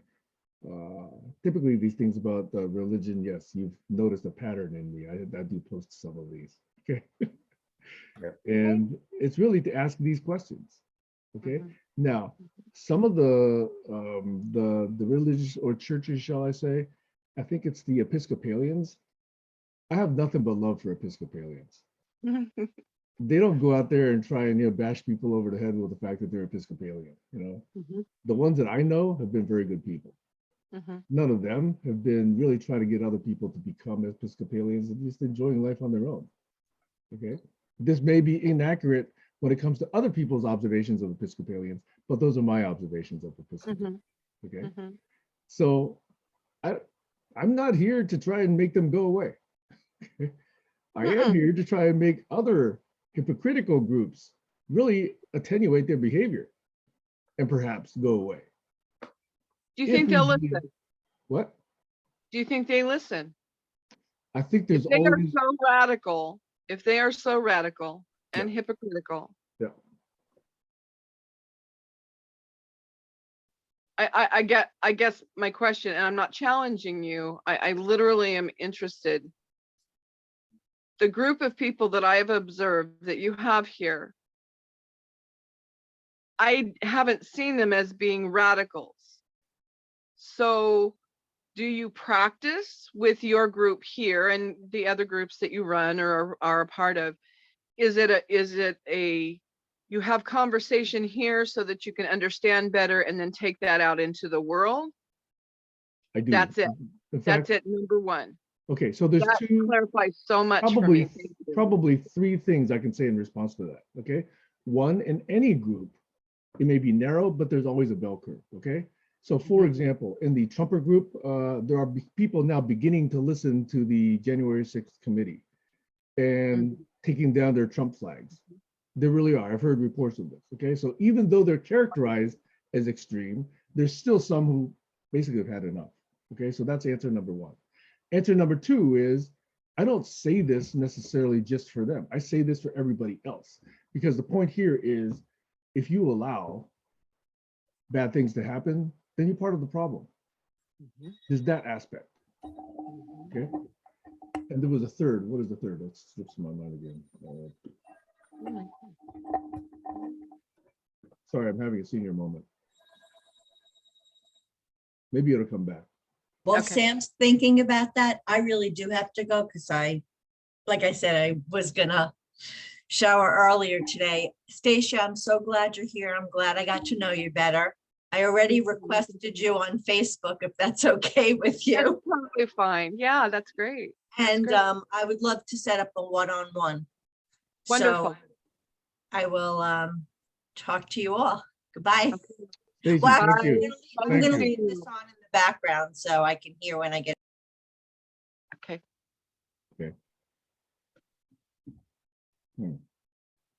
I knew there were three things I wanted to say, but I only remember two of them. That's okay. I'm having many senior moments this morning, but at least I got to move back inside the house and plug in my phone. I noticed. And just to be fair, I will not always be on my phone to do this. I'm setting up my new computer so I can actually see who's got their hands up and interact a little bit better. I can't even see the chat, most of the time. So Mhm. I'll get there. I just wasn't convinced I was coming back. So now that I know I am. Ah, interesting. So if you are willing, I will share with you a session where I did try and go over my proposed structure, the minimal structure for this Sunday format. That probably will give you a little more context into what at least I'm suggesting we do here. And I do think that the good session actually goes for about 60 minutes because there's presentation and feedback. And then the second hour goes a different direction. But I think I'll send you that first hour. And I think that would be a good way, if you're interested, to really understand some of the motivation around this. Very interested. And Yeah. it's not like I have to, know all the nuances and the intentions. I get you, Sam. I think well enough. And I don't always pick on you. Not always. Oh, please A do. lot. I know I challenge you a lot. But He likes the attention. He's a Libra. What am I gonna say? But Libra twin. But again, when I ask these questions, it's not just for me. I mean, I know some people that I Yeah. think would So have you know so why much- I ask questions. Yes. What's that? But you know how I ask questions, you know? I think I do. Yeah, I do. So I Mhm. don't want you to feel like you have to defend yourself or explain yourself to me at Not all. all. I Not at all. accept and I have not seen, not that it matters, it's just my opinion, but I haven't seen anyone that I thought I don't ever want to hear from them again. And I have to tell you, as many of these groups as I have taken part in the past or started and then left, that's rare. It's rare to not find such a horrible term, but it's often applicable. A troll. I haven't seen that here. I've seen people that have very passionate ideas, very strong ideas, and maybe convey that in a chaotic, even conflicting way. And that's okay. Conflict is not, I'm not a wuss. I can handle it at different times. At different times. So I love it. I don't know if I've mentioned this specifically to you, Stacia, but one of the reasons I think coexistence is so important to me is, of course, so we don't enact this violence. And part of how we coexist, I believe, is to learn how to disagree well. In other words, how to behave well when there is misunderstanding or disagreement, right? The bad ways are passive aggressiveness, eventually leading to conflict, eventually leading to violence. But the good ways are curiosity and really mutual understanding and really trying to co-create a better understanding, better than I had individually, hopefully better than you had individually, so that we can actually come up with something better. But Yeah. at least better for me personally, okay? And if it's got the side effect of, improving other people's understanding, that's great. So for me, part of this is learning how to disagree well and being called on it when I'm not disagreeing well. And I admit there's many moments of that, okay? But I want those on the record because I want my growth, hopefully, to indicate that, yes, I am capable of growth. If I'm not, and I'm exhibiting the same stupid thought here and the same stupid thought there, then I'm not really growing, at least in that direction, okay? So that's part of the reason that I personally, at least, want to hold myself accountable and show that growth. Accountable without punishment, accountable with the opportunity to do better tomorrow. Yes. Isn't that that's how we raise our kids? That's how we hope for ourselves. You know, we were talking earlier about, basically the things that cause us to choose change. Yes. And Constructive change. I do go a lot with my feeling. I have to go a lot with my feeling. There's a lot that I need to perceive when I'm in session with someone, and I've done coaching and everything, things like that of people in the past. I don't do it any longer. A lot of times around the subject of death. I've been a death doula for several decades. Before it was a thing, before being a death doula was a thing and helping people cross over. And there's so much unsaid at that end of life stage because they're concerned about their family's feelings, they're concerned about one thing or the other. So I have to, with their permission, although sometimes I don't have control over this process, I have to feel what they may be feeling, feel that it then translates into my body, into my own cells, into my own observation and psyche, to then be able to communicate it for them to their family, to give them the freedom to speak and express before they depart this earth. It is a different process for every single person. Now, if I were to sit there, so I'm not making the thinking process unimportant. I certainly have to think through this process. And I love it when other people have the opportunity to think. When I don't always have the opportunity to think, I have to be on the spot, feeling in that moment, whether it's for myself or for other people. If I took that moment to analyze and think through something, I may have lost that moment that will give them peace. So it is being more of the conduit. It's leaves the building or the body to be able to channel their information wisely. So for the longest time, all that I thought that was important in my several years younger was just the feeling of everything. I didn't even give myself the credit nor the opportunity to balance between heart and mind, to balance between the thinking and the feeling. And growth through that process and observing it out in the world, there was a great gap, and it was a very of there being this great gap of dare, if I apologize if it sounds arrogant, waiting for more people to catch up to the process. And then I decided to kind of step a bit for my own comfort, because I did not like the feeling within my body. I did not like thinking what I was thinking, and I wanted to feel differently. This is often the course I'm learning by talking with others and listening to others. This is often the course of that emotional intelligence. It is being constantly the observer, constantly the student, stepping away from the ego, the explanation of one's actions or thoughts, to just, as I was saying earlier, just sit there like a bump on a log, just sit there and shut up like a bump on a log and just observe. And that's a word I had to use to myself, because as soon as someone would say something or I would intuit a feeling, I was speaking on it. And that is no way to be received by your community of people that you're trying to help. I was creating more division and chaos than I was peace and unity.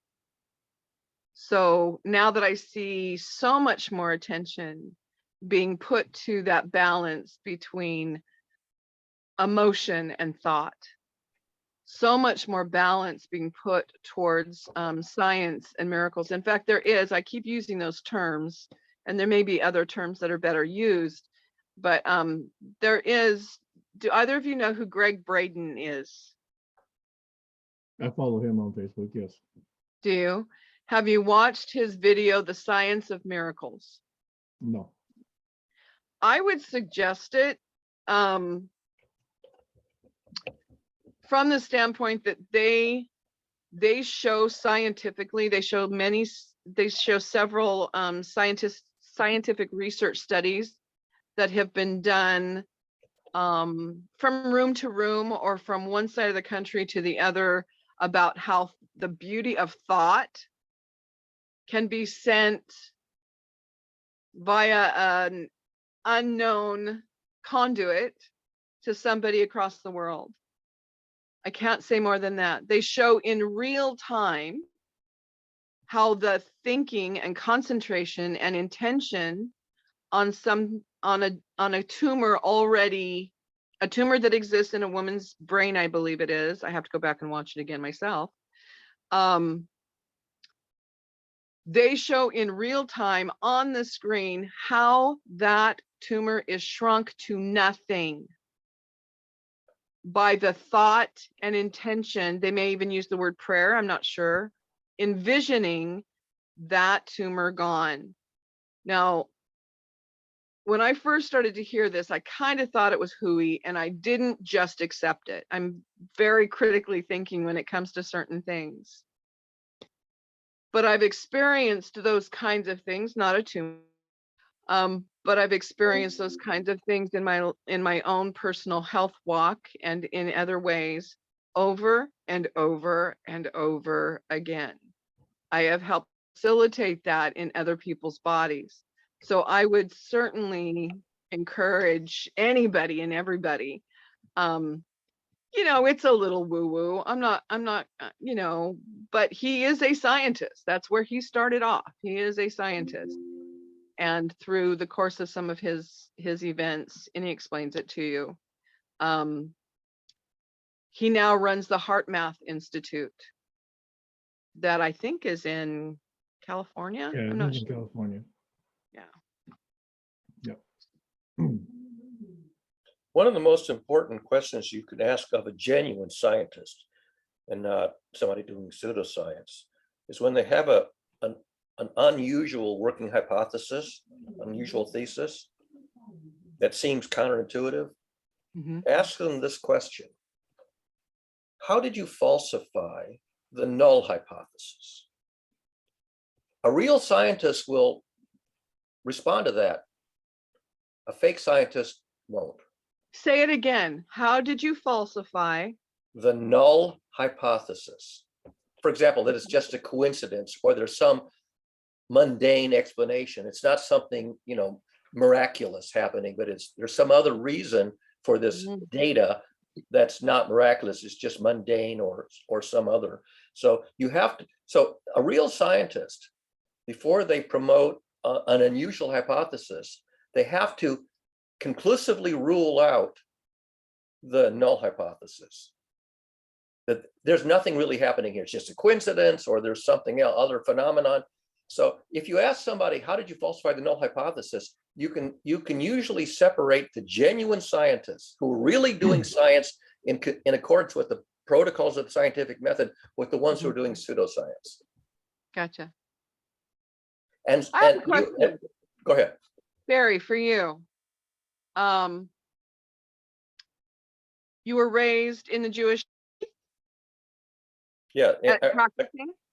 Well, my father and his parents, my grandparents, were practicing Jews and would go to shul and you know do the rituals.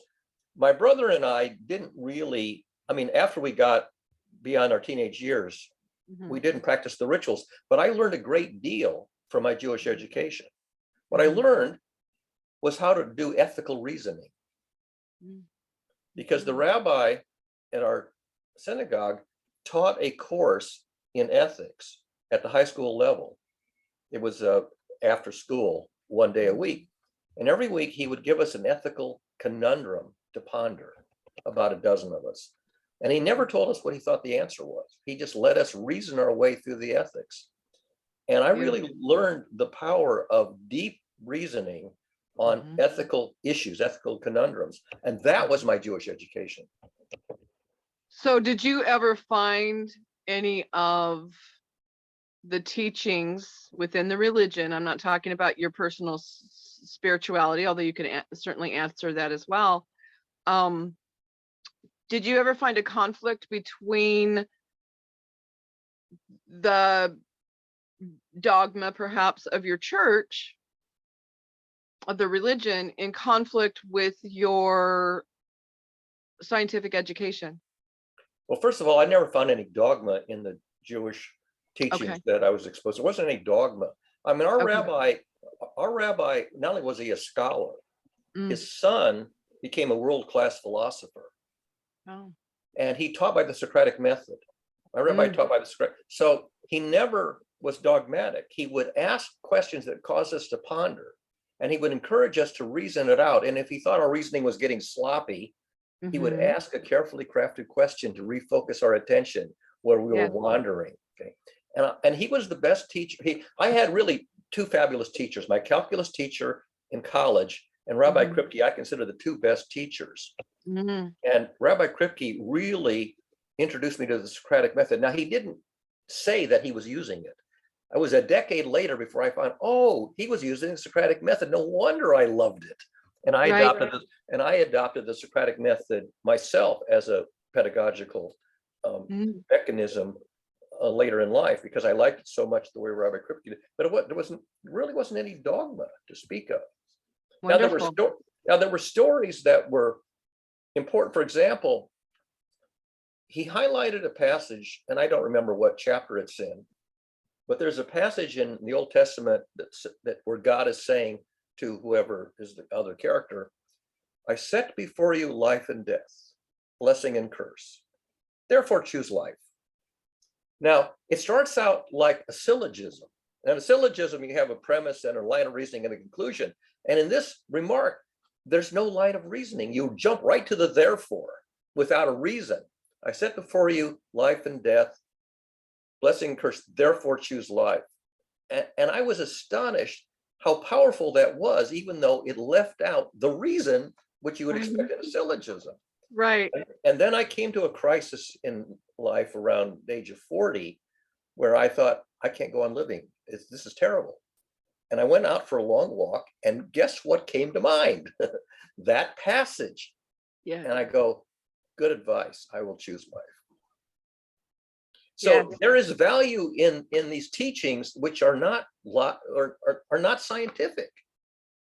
You could say they're spiritual or whatever you want to, Sure. or Just a word. divine. But they guided me in the direction where I might not have been guided in that direction if I'd been in a street gang in middle of Los Angeles or something. Right. I might have chosen something much less appropriate. So there were things that I learned which were not just intellectual academic stuff, which a lot of it was in Judaism, but I also learned some things which are just wisdom or guidance that you can't deduce logically. You brought memory. I was walking around Green Lake Park here in Seattle several years ago. Pretty low time for me. I'd just been told that I was dying. And they were wrong, by the way. It was in 97. They were actually right, but I made them wrong. The University of Washington doctors. So it was a pretty low time. And I didn't even know that this came from the Bible, because even though I've, as a young girl, I had written the Bible. Yeah. I had read the Bible a couple of times. So I didn't recognize this as coming from the Bible, but this beautiful glowing woman walked up to me. I had spoken to no one, but she walked up to me, and I'm 5'10", so she was a very tiny woman, and she reached up to my hands and held my hands, and she gave me that quote, of the two, choose life. Yeah, choose life. And I went, oh yeah, they could be wrong. Yeah. Do I have the power to make them wrong? Yes, I have children to raise. Yeah, there you go. I will make them wrong. Reason And to so live. here I am. Yeah. How many years later? Yeah. It's good if you have a reason to live, but even if you don't have a reason to live, choose life anyway, even without a reason. So that's an example. And there you have, the parallel situation. So yeah, there was value to my Jewish education, but I didn't, my grandparents kept kosher. Mhm. We didn't keep kosher in our house where I was growing up. We would have bacon and, and mix milk and meat. And I understand why those traditions were there. There was a good reason for them to be there historically. And today it's considered a discipline, because having a discipline, like doing Tai Chi as a discipline, is simply good for your overall well-being. It sort of creates some regularity in your life, even though you could easily skip it. It's not a requirement to do it. So there's a value in having disciplines and rituals. But I remember that just telling the stories from the Passover Seder, or and all the foods were symbolic of some passage in the story. There were some good insights in telling those stories. Well, you're very fortunate that it really wasn't drummed into you, because I do have friends from the Jewish faith that, was pretty much beaten into them in a way, and it's probably one of the ways that I bond with these people, is that we know what it is to see the the whole process and the hypocrisy of all of it. So it's good to know. And it explains a lot, doesn't it? It explains a lot about who and how you are today. Yeah, and also in Jewish culture, scholarship is very highly valued. Yes. And so I was fortunate to be born into a culture where scholarship was highly valued. And if I went to school and did well, the parents loved it. They, they get all kinds of praise for getting high grades and learning stuff and, being knowledgeable and well educated. So the value system of Judaism was really important to my career and my education, that it was not only okay to study science and math, it was encouraged to be good in science and math and things like that. Nice. And when in 7th grade, when we did a module on careers, I said to my father, I have to pick a career to write for this module in 7th grade. What career? And without hesitation, he says electrical engineering, which in those days, we're talking about 1957, that was the frontier discipline in the 1950s. Now, if somebody today says I have to do a module on careers, I would say something like cognitive science or bioengineering. I would pick something that's current today. But my father suggested the one that was the frontier in the 1950s. And it was and so I wrote the module, and then I studied electrical engineering. I majored in it. And so that became my career. But that's just where it came from. It came from just pick a career and write about it. You're very fortunate. You're very fortunate. Yeah. But you know that already. I can see that about you. I had a lot of good luck in my career. I grew up in the 50s, which was not a traumatic time in our culture, so I could focus on my studies, which was the only interesting thing to do most of the day was to go to school. And one of the things that I found that I could do in school is that a lot of times my classmates didn't really understand the material that was presented. And often after class, they would say, Barry, did you understand that? And I'd say, yeah. They said, can you explain it to me? And so I would. And more often than not, they said, oh, if only the teacher had explained it the way you had, I would have understood it.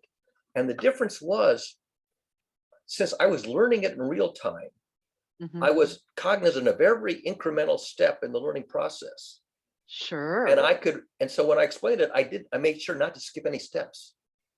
The teacher would skip steps. Sure. And so then they did say, how did the teacher get from here to there? Well, because there was 3 steps in between that they glossed over, but I captured those steps, and then I would explain them to my classmates. So not only was I a student, I was also sort of almost like a teacher or an explainer. Sure. Such is the beauty of study groups, which our educational system, our high schools and junior highs now don't require it. They don't even offer it. So I was very lucky that I grew up in a community and a culture and a time where scholarship was valued and available, and it paid off because you could get a good career. And a lot of people don't have that opportunity. No. We didn't have all the distractions, and we had television, but there were only 3 channels. And was really only anything at night, like Monday night was comedy night, and so there wasn't that much things drawing you away from focusing on the main thing you're supposed to be doing as a child, which is learning. Today you got so many distractions. Or being outside playing. Yeah, exactly. Yeah. I raised my kids unusually. They thank me now that they're 30 and 27. And they thanked me then. We were we're still very close, but they did not grow up with the video games. Right. They did not grow up with television. I mean, they had television, it was available, but they were required to do other things. They were required to start their own businesses at 10 years old. They were, just different educational things. See, when I had my infant sitting in the grocery cart and counting the apples and doing the math and how much those apples were going to cost. So it doesn't make me special. It says I was very aware from a very early age of what I was not getting from this life experience. If I was ever going to have children, I was going to do everything differently. And I did. And they are beautiful people, not just because they're my kids, but they are truly beautiful people. People used to beg me to just go away for a week so that they could, you know, be in the presence of my kids. So yeah, it's pretty sweet, pretty sweet. I also benefited because the cost of education was essentially free. I mean, public school was good and of course free. And because I did well in school, I got scholarships. Mhm. So I went all the way through grad school and never had to pay a dime in tuition. Wow. So Wow. I graduated with a Barry PhD. went to some good schools too. Well, yeah, I went to the same school that Sam did, Stanford, for graduate Oh, school. okay. And I didn't have any debt. I had no educational debt, which a lot of people today have this huge educational debt, mainly Oh, I for know. So I Yeah. had a lot of advantages, which a lot of people don't have today. Mhm. But you appreciate them. I can tell that in how you Right. speak, Yeah. in what you speak. Yeah. And there's a lot of people who have received those great gifts and, you know, they think they were just entitled to it from the beginning. I would rather live in a culture where people around me are well educated than live in a world where people around me are ignoramuses. Yeah. I don't want an ignoramus in the White House. You know, elected by people, voters who are ignorant. I don't want that. I want Oh, I people who are know. well educated, who can recognize, you know, intelligent people and give responsibility, political responsibility to intelligent people who can do, you know, who can reason about best policies. And yet you've lived that reality how many times in your lifetime? Well, How that's many the problem. presidents in your lifetime? I mean, Nixon was elected in 1960 when I was, not 1960, he was vice president. He lost the election in 1960. He was 68, he got elected. So I was already in grad school when he got elected the first time. Actually, no. Yeah, I was. So yeah, so I lived through my adult life through many passages where people who had no business being in politics were in politics. And it progressively got worse. Went from Nixon to Reagan to the Bushes to Trump. And I go, what the hell? We're going downhill in terms of the quality of our leaders. Yes. Yes. Is That was there very, hope? yeah, that was very discouraging to me to observe this negative decline over the course of, you know, 5 Yet decades. Jimmy was scoffed at. I'm proud Yeah. to have said I voted for Jimmy. Yeah, Carter? Yeah. Me too. yeah. Me And too. he was a Christian who actually practiced his faith. I Yeah. mean, he Still was doing not a it. hypocrite. He was not a hypocrite. Agreed. And still, well, I say still does, but didn't he just pass this past year? No, Did he's he? still alive. No, he's Is he still 96. alive? He celebrated his 96th birthday, I think, just a couple Wow. days ago. No, he's still he's still doing public. He's still doing community service projects. Still building homes, you know, for Yeah. I think homeless. Yeah. Yeah, building homes. Yeah. Hey, I by the don't- way, I just wanted to note, Oh, it's out of 1 this conversation, I've got at least 3, in my opinion, juicy things that we can talk about next week. Okay. Okay. Wonderful. It's And probably time to go though. It's after 10. Yeah. I mean, I guess I'll just withhold it just so we can actually use it as a teaser for next week. But I got 3 juicy topics from this Okay. conversation for next week. So your surname is Scoggins, right? Yes. So one of my housemates was Steve Scoggins, who, or maybe was it Scoggins with an S or Scoggin without an S? And his sister was Stephanie, and there's a Ron Scoggins. Are you related to any of them? Do you recognize any of those? No. Okay, it's not No. an. What part of the country were they from? Well, this was New Jersey.